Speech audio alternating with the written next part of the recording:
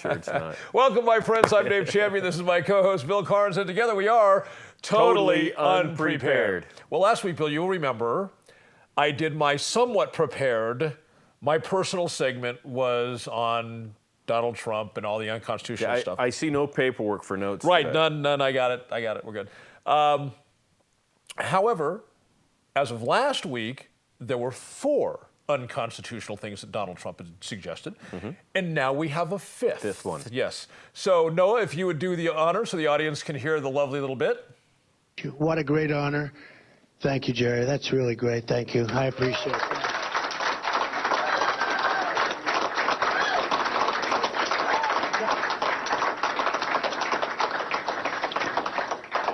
One of the things that we were just discussing, and I was back with the board, and I said, and the question was asked because they've had a hard time. Police forces throughout the country have had a hard time.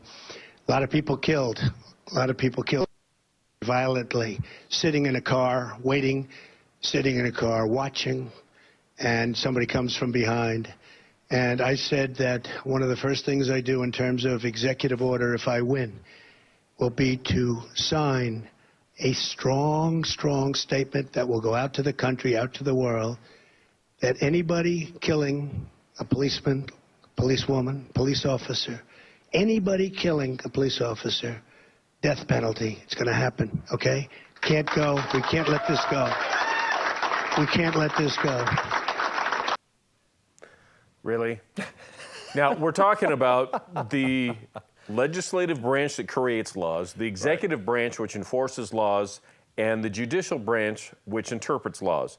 So he's talking about an executive order that he would sign, as though it's some sort of a law, a doctrine that would also command the courts on how they're supposed to do things, not realizing that executive orders have no more authority than the executive branch how to operate based on already existing laws and regulations. Right. And the executive this would be literally a dicta by a dictator sort of idea.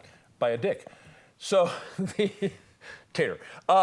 Tater. Yeah. So basically what he wants to do by his executive order is, I guess, destroy the 3 branches of government, that concept, so that now the judges have to listen to his executive order. I mean, it would never be that way, but... Well, then would it be that the judges couldn't even hear a case on the constitutionality of that because they're directed on how to do something? Yeah. I mean, why not just include that in there? And not only this, judges are not allowed to review it either. I mean, really, look, I realize, I really understand the... What a yutz. I understand where Trump has a lot of support out there with a lot of people, because most people have no idea what the Constitution is. I've been back and forth on this particular thread on Facebook with this particular... with this guy, and it was something about the First Amendment a day or two ago.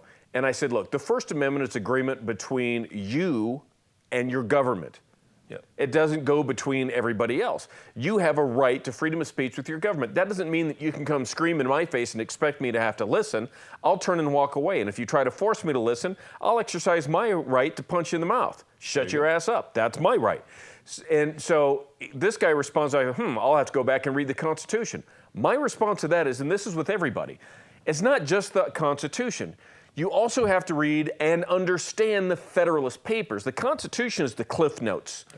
The real meat of the bones are the Federalists, and in some cases, Anti-Federalist Papers, and then you're still not done. Yeah. Because then you have to go to the SCOTUS decision. There you go. That's what I was going to say. On the interpretation of all of that. Yes. And nobody does that. And as a matter of fact, when it comes to Trump, I've noticed that when I lay out all 5 of the Constitution-violating things that he has said he wants to do, they don't care. Because they agree with him. Well, no. For now. Here's what it could be, but here's my take. He said he wants to close the southern border, okay? Which I think we would all agree with, right? Obama, if there's one single thing that Obama has done which is violation of his oath of office, it is that he is not enforcing the immigration laws. True. Okay? So he said he wants to close the southern borders, and he has a problem with Islam, okay? I think that's all. There's a certain demographic of weak-minded people, and that's all they have to hear. He wants to shut the borders, and I have a problem with Islam, and he has a problem with Islam. My man! And that's all they care about. So when he starts spieling off the things he's going to do that's unconstitutional, They're like, I don't care. He's my As boy. as long as the means justify the end. Right. And so I get it. He's talking about a lot of the things that the average person, the average voter, talks about the same way that they talk about them. But unfortunately, and I don't want to sound arrogant with this, but unfortunately, Too late. there's so much underlying information and constitutionally sound or unsound thoughts and ideas that go in there that the average person just has no idea about. And that's because of our, I want to coin a term a friend of mine uses, our abysmal education system. Yeah. And people are just, their attention span is about that of a soundbite anymore. Oh, yes. Oh, I hear these sound bites that are being played that the Trump campaign's put, I like it, go. And But, anybody that wants to put out anything that violates the Constitution, I can't support that. and the thing is, you and I have talked often on this show about how off base the federal government is on so many issues. No, yeah. And how they've overstepped the line. We were talking about this at lunch before we came over here, how far they have overstepped the line. And I think it is a very realistic assessment to say, as bad as it is, absent the Constitution, it would be 1,000-fold worse. Oh, absolutely. So when I hear a candidate spieling off things that they want to do that are violative of the Constitution, I don't think some of these simple-minded people understand you're talking about denigrating. There's this gigantic wall of water behind the dam, and the finger in the dam is the Constitution. And somebody's going, well, let me just pull out this finger. Don't pull the damn finger out. The damn finger. I get it. A double entendre. Look at that, Dave Champion. Don't cut that out. That's too funny. Okay. D-A-M. Yeah, that's what I meant, D-A-M. So the next story. Yes. This is, I don't remember where it happened, but the cop that shows up, he watches an accident happen, walks up, pulls his gun out of his holster, shoots a guy in the neck, puts his gun right back in the holster, and the DA says, it was a negligent discharge, everything was fine, he's cool. Now, let's let the audience see what, now, before we go there, Bill and I are going to critique this in a moment, but keep in mind, you're two people who have critiqued it. Number one, who've done the job. Number two, have been firearms and tactics instructors for the better part of 25 years. So we know a bit of what we speak when we talk about what this officer is doing, both on the job as far as tactics and firearms and so forth. So let's let the audience see what we're about to critique, Noah. Okay, right here you see the officer's dash cam. He rolls up, he stops, the car's on its side. It's a DUI situation. Now you'll see the suspect come out of the vehicle. His hands are apparent. He's climbing out of the car. Out of the holster, caps him in the neck, it turns out. We don't know that. Holster's back up. I've got an unresponsive female. I got a male in the car refusing to get out. Left. Right, now right Piled here, right up. he just radioed in saying that he was at the scene and the suspect would not exit the vehicle. And that it had nothing to do with the gunshot wound to his neck that severed his spinal column. Right. Yeah, it has nothing to do with that. Now, the thing that kills me is the DA said that he fired accidentally, and even he was shocked by it. By the way, you're going to need to replay that for us in a second, Noah, so stand by. That even he was shocked by it. To me, one of two things is true, which I think is the first one is the case. The DA is just a political ass, and he's trying to cover this guy. Okay? He's a criminal just like the cop. And I believe we can add on there that the DA likely has no idea what he's talking about with this sort of thing. Well, that was going to be the second thing. Oh. First one was he knows exactly. I was totally unprepared for what you were going to talk about. Either he's seen enough videos of cops shooting that he's just covering for this guy, or he's so completely ignorant that how the guy pauses when he presses and keeps moving. Yeah. He doesn't understand that very few people can press on the move. They have to take that momentary pause as they press, and then they keep moving. It wasn't shock, it's how he shoots. Yeah, and it's not like he had the gun out looking around and then decided to shoot. Gun came out, went to the guy's neck, fired a shot, actually went to his head. I bet he mashed a little bit into his neck. Exactly so. And then he comes down and he puts a gun back in the holster, keeps moving forward, and then gets on his radio. Right. Now, you and I, we could take that shot while our feet were moving. Yeah. And probably actually hit the head. But somebody who is less well-trained, they would have to have that momentary pause in their gait. That big fat bastard might have been on a sugar dump. But, most shooters, when they're on the move, they're going to move, pause, press, and keep moving because they can't do both simultaneously. Now, the other thing I want to point out to the audience before we replay this is this was a traffic accident. Yeah, as a matter of fact, where that started, the car had just come to a stop. Right. And the guy's wife had been ejected and died at the scene on there. And then this jackass just shows up, and he literally, the longer video, is that what is about to play? The longer video? No, I was just going to replay this. Yeah, there's about 4 more seconds to this leading up where the car comes across the median, hits and flips over right in front of the cop. He pulls up to this scene as it just happened. Yep.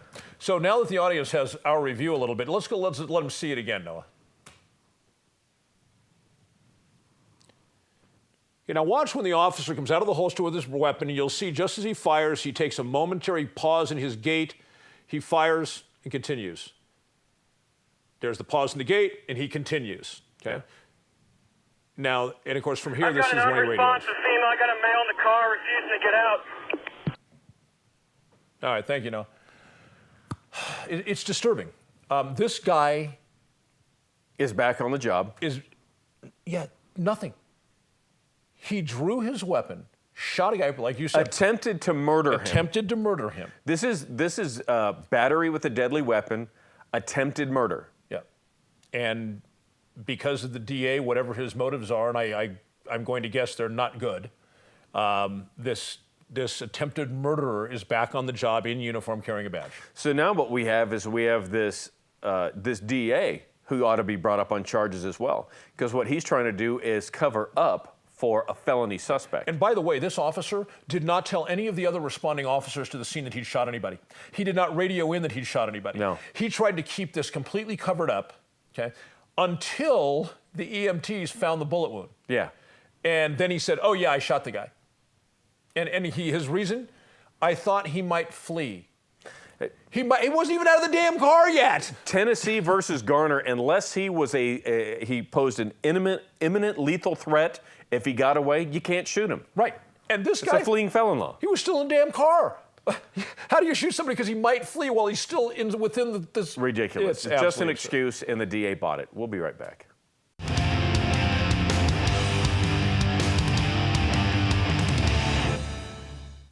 We are back, and now it's time for...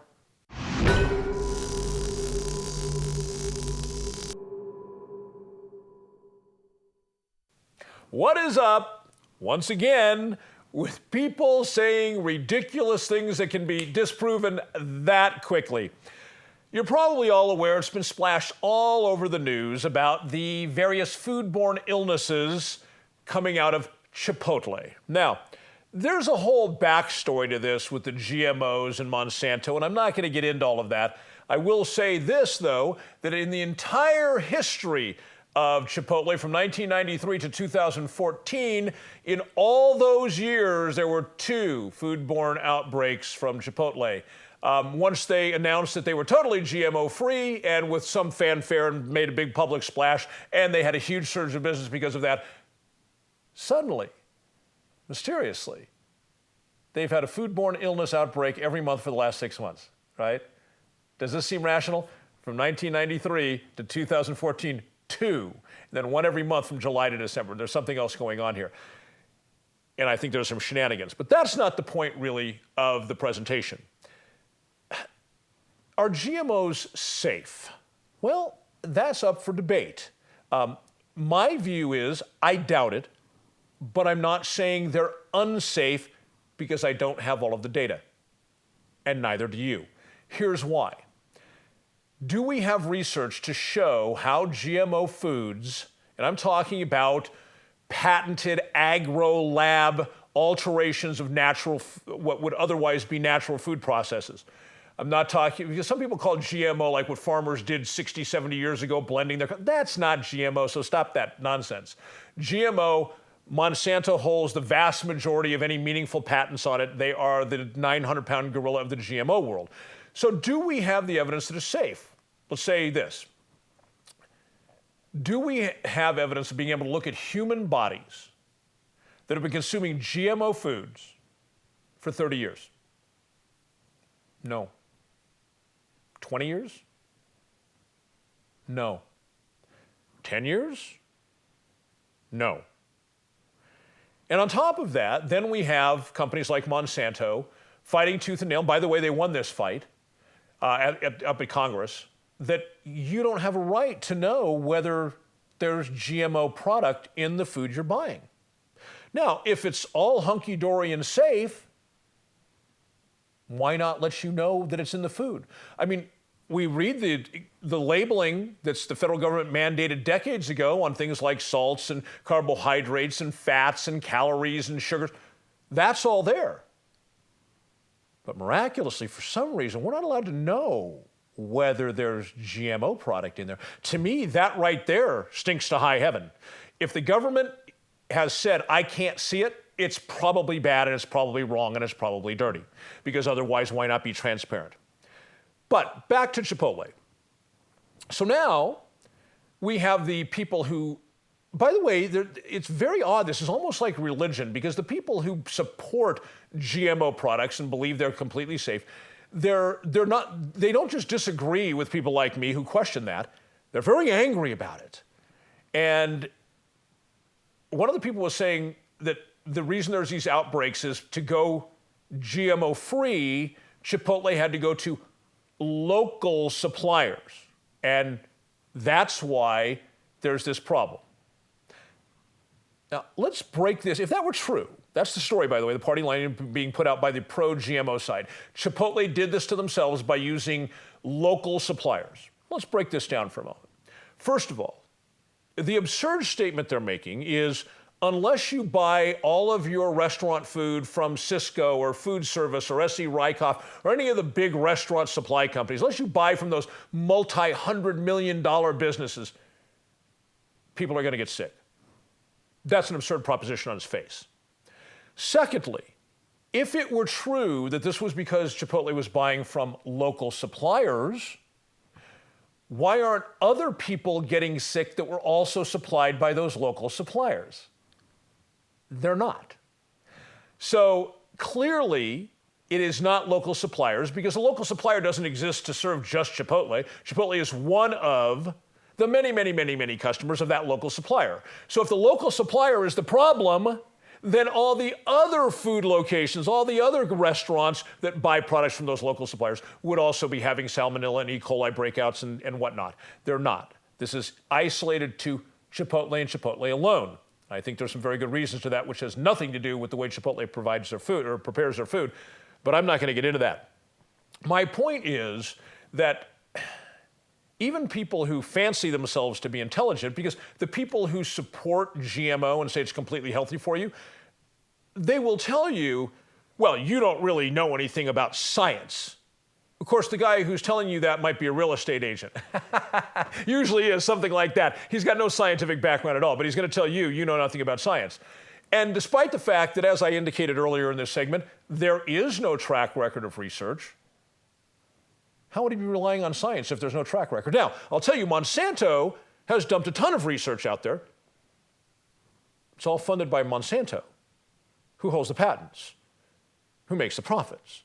So how credible would the research be done by organizations funded by Monsanto? And when an organization is not funded by Monsanto and they are an independent, they are usually a smaller operation, and they come out with concerns about GMO food based on their research, Monsanto and its big friends in the press, because Monsanto is a multi-bajillion-dollar company and they completely control Congress as far as any GMO issue. That gives you an idea. They control the United States government as far as GMO food products are concerned. It's not the other way around. We, through our elected representatives, do not control what Monsanto does. Monsanto controls our elected officials, and Monsanto writes the rules, and our elected officials vote for them because they want Monsanto's money. So when a smaller research entity comes out and says, wait, we see some problems here with these GMOs, immediately Monsanto goes into damage control, and what they do is they smear that organization, they smear those researchers, they get their friends in the press who they're also throwing money at, who then says that these people are disreputable and that then look at all the evidence by all these distinguished people who are all financed by Monsanto. So you can't take the word of this little independent thing. So the point is, these people who are so pro-GMO, they're failing to take into account the entirety of the picture. And I think it's frustrating when we have such an issue as GMO food that could be, ultimately, in the end, devastating to our health. Because again, we don't have people that have eaten GMO food for 10 years, 20 years. We don't have it. It doesn't exist. So what will really be the consequence, what will really be the cost, is a complete unknown. And I suspect that Monsanto knows that there are some very negative consequences why they fought tooth and nail to make sure that we, the American people, cannot know, are not allowed to know, whether we have GMO products in our food. Bill? There are a few countries, several in Europe, that have banned GMO foods. No, most of them. As a matter of fact, in the state of Hawaii, on the island of Kauai, they actually have, each island for the most part is a county, they have a county ordinance that bans the growing of GMO crops or food of any kind on the island within that county, within their area. And Monsanto is challenging them in court. Right. And here's one of the horrible things about the farming side of GMO. If I have a field, I'll call it wheat for the sake of argument, simplicity. If I have a field of wheat and I'm using natural wheat to plant my crops, and you are using GMO wheat and you have the field next to me, and the wind blows your GMO seeds over into my crop, I didn't want it, I didn't buy it, I didn't ask for it, I think it's horrible, I think it's adverse to the health of my customers. Once Monsanto proves that my wheat has that GMO attribute to it, I now have to start paying Monsanto for their patent. I have to start paying them to use that patent, even though I didn't want it. This is one of the horrible, horrible things, and it's not that way in Europe. They have said, no.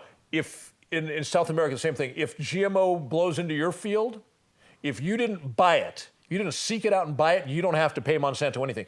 But the United States, because of how corrupt Congress is, you have to start paying GMO. Rather than charging them for trespassing, if you will. Right, for sullying your crop. So what could happen if Monsanto wants it? They could legitimately send people out, throw it up in the air when the wind is blowing during planting season, right, and force it onto somebody. Yeah. Legitimately. Yeah. Now, this is an evil company. If you ever watch any kind of these documentaries that come out about GMOs and foods and things, I mean, there is a pattern there. Yeah. And the pattern is that Monsanto appears to be an incredibly evil, evil company. And here's what this really comes down to. The more areas of food that Monsanto gets into with the GMO and the more crops they corrupt, it would seem rational that their end goal, because there's 7 billion people on the planet, their end goal 10, 20, 30 years down the road is if you open your mouth and take a bite of food, you had to pay Monsanto. Yeah, yeah. Which I find horrid. It's pretty widespread. They say that 90% of all soy product sold in the United States is Monsanto. 90% sold in the United States is Monsanto. Only 10% would be otherwise considered organic, or not even necessarily organic, but just non-GMO. Non-GMO. And part of the way that they get through this, if you look at when Monsanto gives money to all these candidates and such, you look at the Food and Drug Administration, the FDA, that runs a lot of this stuff, and also those that run the agricultural departments and such. And Monsanto runs the FDA. What they do is they get their people appointed to run these organizations. So you literally have the fox in charge of the hen house. It's a revolving door. They work for Monsanto, then they go to the FDA, then they go back to Monsanto, then they go to the FDA. Yeah. How is this protecting us? It of course is not. It's all part of this. You know, when people talk about a corrupt government, corruption doesn't mean somebody's handing you an envelope full of money and they're saying, vote for what I need. There's all types of corruption. And this is one of them. Yeah. This is one of these things. This is when we get into what they call crony capitalism, where you have your cronies coming in there and you're both making some kind of money here and there. And Congress knows all about this revolving door we just talked about. Oh, yeah. But because they're getting paid by Monsanto, they won't change it. Yeah, and the way it comes down, I say it virtually every week on this show. Until you get money out of federal politics, out of politics in general, until you put absolute limits on how much you can have and where it can come from, until that's absolutely curbed, We will never have our government back at any level. And some any people level. who come out of Monsanto claim that Monsanto actually runs like its own intelligence/paramilitary force. Yes. Not that they're running around shooting everybody up. That's not the point. But they hire those guys to run their intel and their dirty tricks. Yeah, almost like it's been put out there, almost like their own PI service run by a bunch of thugs. Yeah, special forces Those guys doing dirty tricks. Yeah. Against the public, so that Monsanto can profit from us. Very likely they're behind this Chipotle thing. Yep. Just my 2 cents.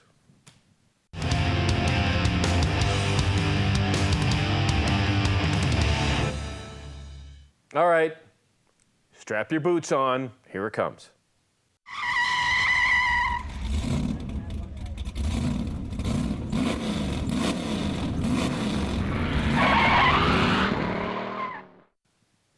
You know what really grinds my gears? People who say strap your boots on? People who say strap your boots on. What really grinds my gears is people who get so overly sensitive about minutia. Really stupid. And this time of year, I just want to say Merry Christmas. And if you don't celebrate Christianity, you don't celebrate Christmas, how about Happy Holidays? People get so offended. It's not Happy Holidays, it's Merry Christmas. You know something, jackass? There's a lot of other things that people celebrate this time of year, which is not necessarily Christmas. So get over it. Merry Christmas is wrapped up in Happy Holidays, along with, well, let's see, we have Hanukkah,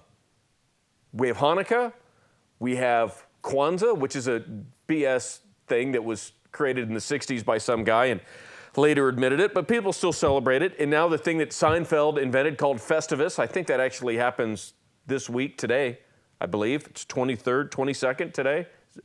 Anyhow, I'm just getting it. There's other holidays that are out there. So Happy Holidays, you get offended by that? You know what? Shut up. That is a first world problem. That's really, it's a first world problem to the point where a lot of people in the third world don't have the ability to celebrate squat. They have nothing that they can celebrate. A lot of people in this country can't celebrate anything. They don't have the money, they don't have the family around, they don't have the ability. There's just problems. And you're so absurdly taken aback by someone saying, Happy Holidays. You know what? There's more than one holiday. There's, again, Christmas, Hanukkah, Kwanzaa, Festivus, whatever you want. There's New Year's Eve, there's Christmas Eve. I don't know if there's a Hanukkah Eve. I don't think so. It lasts a few days. By the way, there's 12 days of Christmas. Mister, I get offended when I don't hear Merry Christmas. Tell me this. What's the first day of Christmas? And when is the 12th day? When does that start? You know, all I know is there's a song about the 12 days of Christmas. I don't know when day one is. Does it start on Christmas Day? Does it end on Christmas Day? Is it something to do with the lunar cycle? I don't know. You know what? You're offended when people tell you Happy Holidays instead of your precious little Merry Christmas, yet you don't know when day one of Christmas begins. Let me give you a hint. It's Christmas Day is day one. The 12 days of Christmas happens, it ends somewhere down the first week in January when you've forgotten all about Christmas, all about the food, because all the leftovers have been eaten, family went home, and your presents are either well used or already been returned and you're using something else. So don't be such a jackass that Happy Holidays offends you. That is such a first world problem. Don't be a Saint Nicholas, a Saint Dick, if you will. Just stop it. I got to bring this up, Dave, only because I am sick and tired of everybody thinking they have to have it their way. And if it isn't their way, screw you to everybody else. God, you know me. I'm non-religious, and a friend. Which I still find it interesting because it's not always been the case. That's very true. You were, as a matter of fact, several years ago, you and I were speaking. You said, "And I've accepted Jesus Christ as my Lord and Savior." And you went through. That was many years. Yes, yeah. But I mean, you went through your knowledge of Christianity. Yes. Is far deeper than most people who are lifelong Christians because you're one of these intellectual junkies. You look into this stuff. You really go deep into That's it. True. And you have now made your own intellectual decision. Look, that ain't the case. Yeah. I don't buy it. Yeah. And by the way,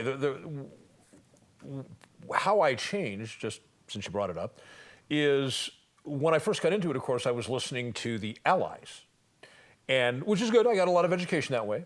And then I intentionally went out and started listening to the detractors. And and Christians do something, and I don't want to get into a whole religious thing, but Christians do this thing where anyone who says what they believe is part of their team.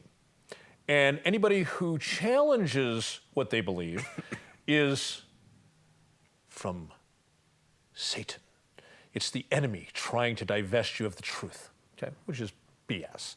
So when I started listening to the detractors, that was an eye-opening experience because they were much more rational, much more factual. They had, interestingly, most atheists know more about the Bible than Christians do. And it was a very eye-opening experience, which is why I changed. But my point is, to get back to your rant, is I'm non-religious, but I've got a friend. I've known him for probably as long as I've known you. He lives in California, used to come out to Front Sight quite often. And he sent me a message the other day, a private message on Facebook. He says, "Hey, man, I just wanted to catch up for a minute and take time to say Merry Christmas to you and yours." And I looked at that and I said, "Thanks, Brad. Same to you and your wife." You know, it wasn't like, "Brad, you know I'm not a Christian." You know, it's a warm sentiment. Yes. And I appreciated that he took his time to think of me and to reach out and say, "Hey, dude, I'm thinking about you." Whether he said Happy Kwanzaa, Merry Christmas, Happy Holidays, Happy Chanukah. Yeah. He thought it was a warm gesture from a friend, and he thought about me. Why would I be offended no matter what he said? Now, I prefer to be told Merry Christmas, but that's just an individual preference. Somebody says Happy Holidays, Happy Holidays to you too. Yeah. And imagine this. I have seen this with my own eyes. You may have seen this too, where, say, someone's at a store and they're checking out, and someone on their way out says, be it the checker or the person at the door, whatever, Happy Holidays. It's Merry Christmas. Oh. I just gave you a salutation. Right. I just gave you a wonderful salutation. You know what? I'm giving you well wishes. I don't like your form of well wishes. Stuff it up your back door. You know what? How about this? How about a bat to the back of your head, you arrogant SOB? Yeah. Just don't be a dick. Yeah. I am astounded at this whole thing. And really, the one that kills me, for Christians, I won't celebrate Halloween because it's a pagan holiday. Okay. But I'm going to go get a Christmas tree and stick it in my house, which is part of a pagan ritual. And I don't know how many people are really aware that virtually everything, and I'm not, Christians don't, this is just an intellectual discussion. I'm not trying to say anything good, bad, indifferent. It's just intellectual. Because I hear I'm an intellectual junkie. So, most every single Christian holiday was actually a pagan holiday.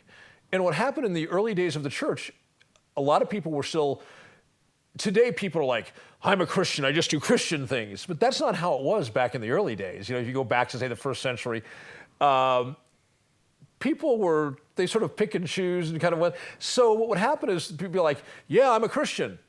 Oh, the pagan festival. Come on, baby, let's go to the pagan festival."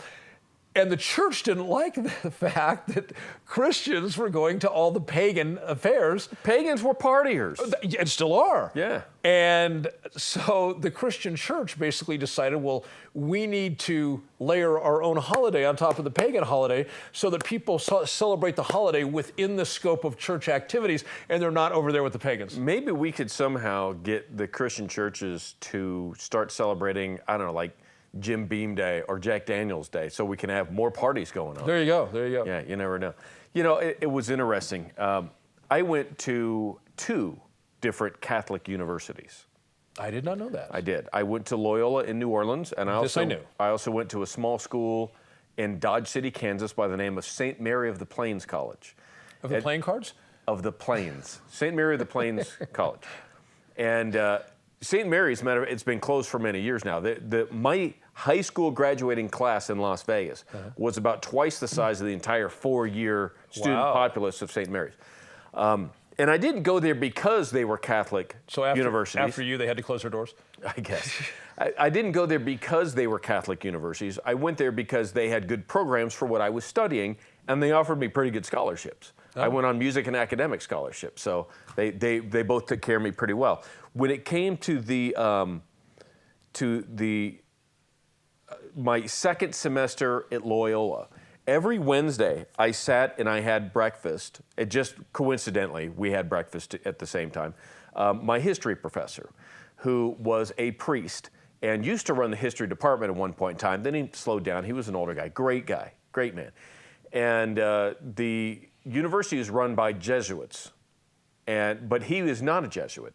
However, on Wednesdays, I saw myself going in, eating breakfast. He's over there. So I decided after a couple, 3-4 weeks of class, I'd sit down and we'd have breakfast. So that was kind of it was just an unofficial thing. I mean, we'd just sit down and have breakfast for 20, 30 minutes. Just two guys having And so every once in a while, we'd get into these discussions. And I say, you know, Father, one of the things that really kind of gets me is the unanswered questions about some things that just don't make sense to me. He says, all right, well, give me an example. I said, all right, you got Adam, you got Eve, they have kids, they grow up and they move off to the city of Nod. They have 2 boys. That's Cain and Abel. Right, important point there.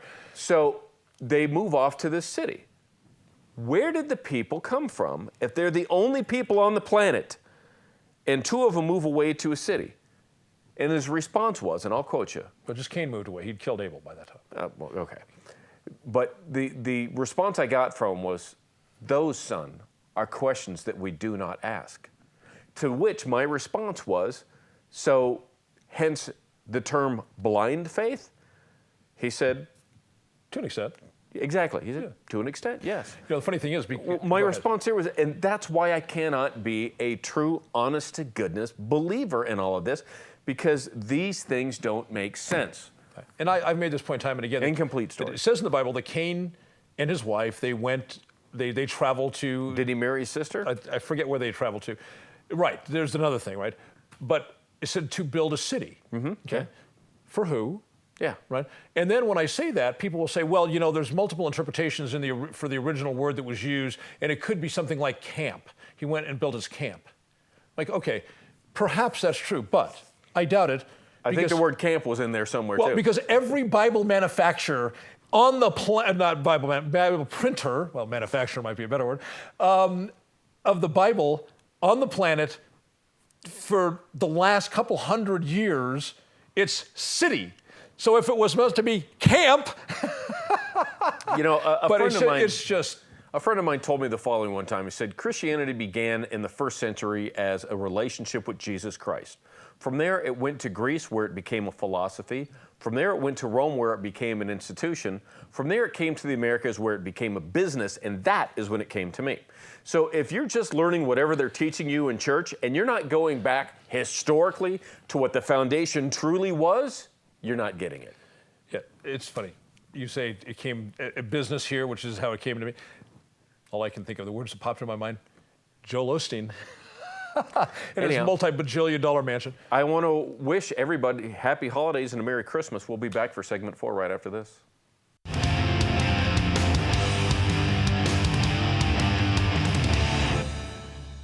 Welcome back. It is segment 4. That's where we get into your viewer emails, which you need to send right here to daveandbillshow@gmail.com. Feels like you got to send it right here. Right here, right here. We love getting your emails. We're getting more and more of them, which is great because that means we have more and more things that we can get into to talk about. And it's funny because I look at you, look at the camera, because we have a monitor right back. What? So we get to get into more and more options. We should explain it to the audience. In a big network studio, when a camera goes live, it has a red light and all the other cameras are dark. Here we have to kind of guess which camera is on. Actually, there's a camera here and a camera here, and they have what looks like a red piece of plastic permanently attached to the top. That never lights. No, there's no light. The lights are out. So if you kept They're dimly lit. So if you, at times, you know, I'm supposed to be talking to you and I'm talking like this, or it's because we don't know what camera's on. It's dim lit. Also, you can check out all of our shows. Today, Dave, is show number 50, 50. And you go to totallyunprepared.info. A half centennial. Yes. And you can go there and check out all the past episodes. We get them up regularly.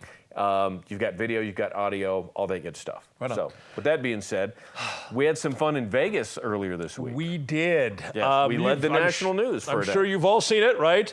Holloway was her name, I believe, last name? Something like that. I can't remember first She's from name. Oregon. Yes. And she was apparently a troubled youth and had actually 3 years ago, back in Oregon, had actually won some award for pulling herself out of this bad situation. And she was a role model to kids that were still in high school. And apparently things went downhill. And it's interesting because I'm pretty sure there's got to be some drugs involved, and I'll tell you why. I saw the picture of her at the 2012 awards banquet. And her hair was done. She looked healthy and robust. She's actually a very attractive girl. And then you look at the picture of her taken the other night after the incident, and it doesn't even remotely look like the same woman, so I'm sure there's drugs involved. But she was living out of her car with a 3-year-old. Wow, can you imagine? Yeah. And she kept getting asked by security personnel, no matter where she parked, to try and get some sleep, to move her car, move her car, move her car. The sheriff's department, or Metro, is not saying, they said she has given them her motive. For whatever reason, which is a boneheaded move for the sheriff's department not to release it, because it's creating tons of speculation. You know, people are like, oh, she's a Muslim. There's no history of her being a Muslim. No. And let's jump on that bandwagon. Oh, my God. Right. But by not releasing her motives publicly, because she's already admitted them to the sheriff's department, and so they say, they're leaving this open to be just rife with inane speculation. But here's the deal. And this is why I think it's relevant for you and I to talk about on the show. We often talk about self-defense, right to keep and bear arms, carrying firearms, employing firearms at the necessary times. And a sheriff's representative was quoted by, I think it was Channel 3 in their written documentation, their written story, that some people had tried to get into the car to get her out of the car.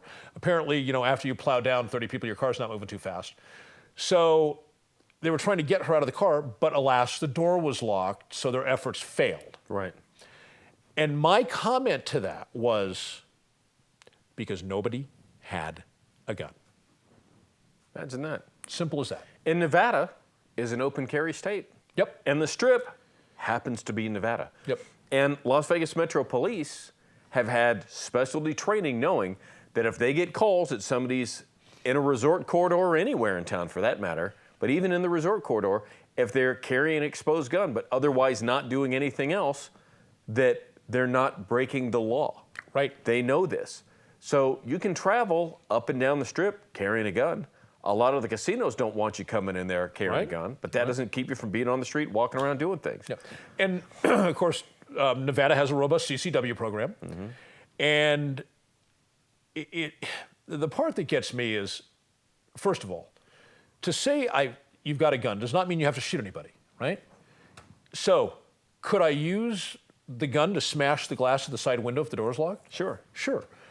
Because doing this is effective, but you wouldn't want to do it without being able to wrap your arm up because you might end up... Oh, yeah, and with today's safety glass, it might not even work. It does. I've seen it done, but I've not done it, but I've seen it done. You've got to have a lot of oomph behind it. You do. Yeah. And you want to have that padded because you can do a lot of damage. Sure. So you can break the glass. If you're hammering on the glass with your firearm and you cannot break the glass, can you cap around into the glass and shatter the glass? You can. You don't need to shoot anybody. Now holster up, drag her out, get the car in park. Okay. Or if none of that is possible and there is an attempted mass murder taking place, shoot the driver. Cap her. Yeah. And one of the things that has most shocked me about this is when that option is brought up, the responses that I get from people. Oh, she's mentally not right and she had a 3-year-old in the car. You can't shoot her. She's engaged in attempted mass murder. Not you, the audience. The people who are saying that, right? And then one of them, I'd never forget this one guy. He says, oh, the answer to everything is a gun, isn't it? No, but there are answers that end with guns. That's right, like attempted mass freaking murder, right? It's just shocking. And here's what I really think is going on with this. This is going to be, I'm going to do my little mini rant here in the middle of our segment. I think the people who say these kind of things, here's a psychological background. They know they don't have whatever it's going to take. We'll call it the metal, okay, to carry a firearm, to train to use it, but most importantly, the wherewithal within themselves to employ it at that moment. They don't have that. There's people that have enough to carry it, but not enough to use it. Right. And I tell people, when people ask me about getting a gun, the first thing I tell them is, whoa, before you have a discussion about what kind of gun you should buy, first discussion you should have is with yourself. And that is whether you can really do this. Yeah. Because there are people who can't. And that's that's my thing. These people who are saying, oh, every answer's a gun, isn't it? What they're really doing is they're masking the fact that they're covering for.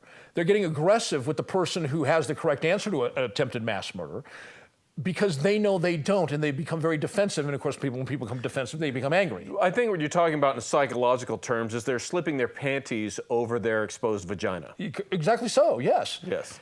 And my thing is, stop being angry at guys like Dave Champion and Bill Carns. Was that demeaning enough? I was trying not to be demeaning. Because what I was going to say is, for the people who don't have that wherewithal, they don't have it in them, just say, I couldn't do that. Great, let's go have a beer. And I've had people tell me that. I could never carry a gun because I could never shoot someone. Right. Okay. But my thing is, just say, I couldn't do that. Don't villainize. Don't cover your perception. You live in a man's world. You're a male. Don't cover the fact that you feel inadequate, which is what they're feeling. That's where they get defensive. That you feel inadequate because you couldn't do it. Don't take that feeling of inadequacy, which turns into a defense mechanism, which turns into anger, and condemn the men who do have the wherewithal. Just say, I couldn't do it. Kudos to you guys who could. I'm glad there's somebody out there who could stop an attempted mass murder. It's not me. Okay, great, we'll go have a beer. Because guess what? The guy who's saying that he doesn't have the ability to do what you or I might be able to do, he could be a musician or an artist. Guess what I'm not? I do not have, whatever the thing is that you get born with to where you can see music, which is how people who write music, they can actually see it, okay? Like I see politics, they can see music, okay? And they know the last note of a song when they think about the song. Hell, I barely know the first note of the song when I think about a song, right? I don't have what they have. But I don't turn around and try and demean them because I don't have what they have. But you can stand up and say, yeah, I don't have that.